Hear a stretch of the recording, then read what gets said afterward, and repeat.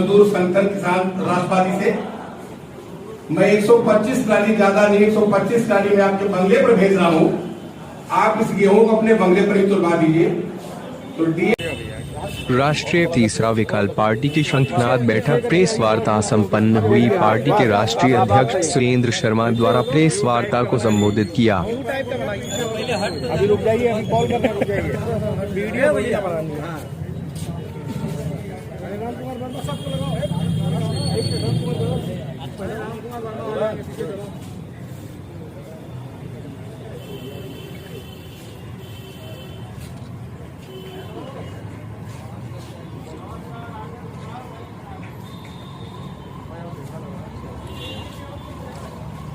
Doctor Surendra Sharma ji, वरिष्ठ उपाध्यक्ष श्री हिमांशु त्रिपाठी जी, श्री अरविंद सिंह जी, श्री वेद Ratan Singh Srivastava, Shri CP Singh, doctor Aruna Sharma, Gulab Chand महाराज, श्री गुलाब चंद महाराज जी जौनपुर से, श्री ओम प्रकाश जी, श्री राकेश डेविड, श्री राजकुमार त्रिवेदी जी, श्री राम कुमार वर्मा जी, श्री नसीम। तो अयोग्य व्यक्ति को जब सत्ता मिली, कुर्सी मिली, तो भीषण नरसंहार हुआ था। आप योग्य पुरुष हैं आज के जमाने के, आपके पिताजी योग्य पुरुष थे, उन्होंने सरकार में आने की कोई भी व्यवस्था नहीं बनाई। उनको लगा कि पूरा भारत का किसान, पूरा भारत का गरीब उनके कहने पे निकल पड़ेगा। ऐसा होता भी था कि जब बाबा पितामह जिनको हम लोग बोलते महेंद्र सिंह टिकैत को, जब वो निकल पड़ते तो दिल्ली जाम हो जाती थी, सरकारें हिल जाती थी, किसानों को न्याय मिलने लगता था। यदि उनके पीछे कोई शिक्षित व्यक्ति होता, बुद्धिमान व्यक्ति होता, दूरदर्शी व्यक्ति होता, तो वो कहता बाबा साहब, बाबा जी कुछ ऐसा करिए कि सरकार में बैठा जाए और किसानों के लिए एक जियो बनाया जाए, गवर्नमेंट ऑर्डर।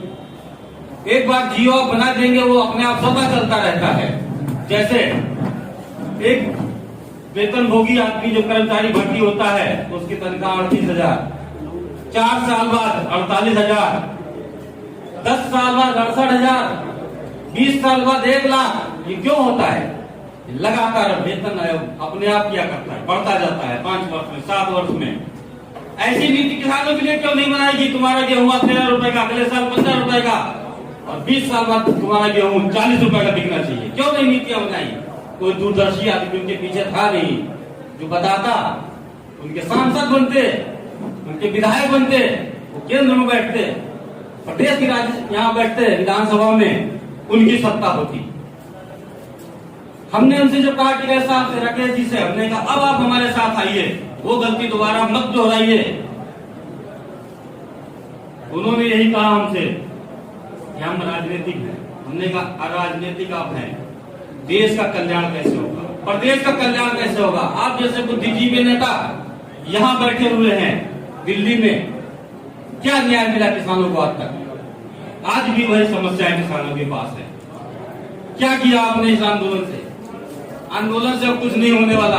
अब जो कुछ भी होगा तो किसान नेता जब संसद के अंदर जाएगा, विधानसभा के अंदर जाएगा, तब परिवर्तन अब आएगा। इसीलिए राष्ट्रीय तीसरा विकल्प का गठन हमने किया है। अब हम भारतीय मजदूर किसान संगठन राष्ट्रवादी से पूरे प्रदेश में, पूरे देश में ऐसे नेता तैयार करेंगे जो राष्ट्रीय तीसरा विकल्प में आकर के विधायक बनेंगे, सांसद बनेंगे, दिल्ली की सत्ता संभालेंगे। अब वो दिन दूर नहीं है कि जब दिल्ली में हमारे किसान नेताओं का प्रधानमंत्री बनेगा। अब वो दिन दूर नहीं है, उत्तर प्रदेश में हम मुख्यमंत्री देंगे तो किसान संगठन का मुख्यमंत्री देंगे।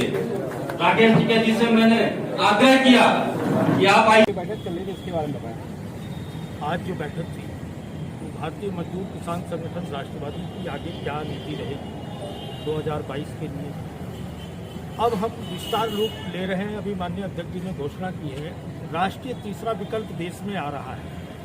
कांग्रेस को हमने देखा, बीजेपी को हमने देखा, तमाम पार्टियों को देखा। अब हम ये मान के चलते हैं कि जनता परिवर्तन का मन बनाए हुए है और उस परिवर्तन को लेकर राष्ट्रीय तीसरा विकल्प मैदान में आ रहा है भारत में। उसकी घोषणा आज हुई।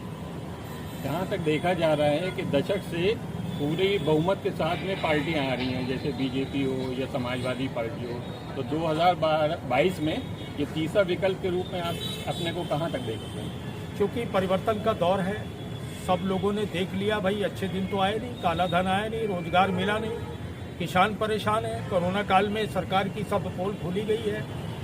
वास्तविकता कुछ और है, औपचारिकता कुछ और है। अब केवल विश्वास भारत की जनता का राष्ट्रीय तीसरा विकल्प पर होगा। आने वाली सरकार राष्ट्रीय तीसरा विकल्प की बनेगी। किन किन मुद्दों पर चुनाव लड़ेगी? किसान के मुद्दे पर, मजदूर के मुद्दे पर, रोजगार के मुद्दे पर, और ये जो झांसा राम की रही है, 4.5 वर्षों तक रहे हम प्रधानमंत्री जी के साथ, कोई क्षेत्र कोई देश का मैंने छोड़ा नहीं है, लेकिन वास्तव में सच आज हमें बोलना पड़ता है। उन्होंने कांग्रेस को, राहुल गांधी को बोला पप्पू, हमने पीएम साहब को कहना पड़ा कि साहब आप उनको पप्पू बोल रहे हैं, लेकिन आपने गप मारा है, भारत की जनता के सामने झूठ प्रस्तुत किया है। अच्छे दिन नहीं आए, अच्छे दिन अगर आएंगे तो राष्ट्रीय तीसरा विकल्प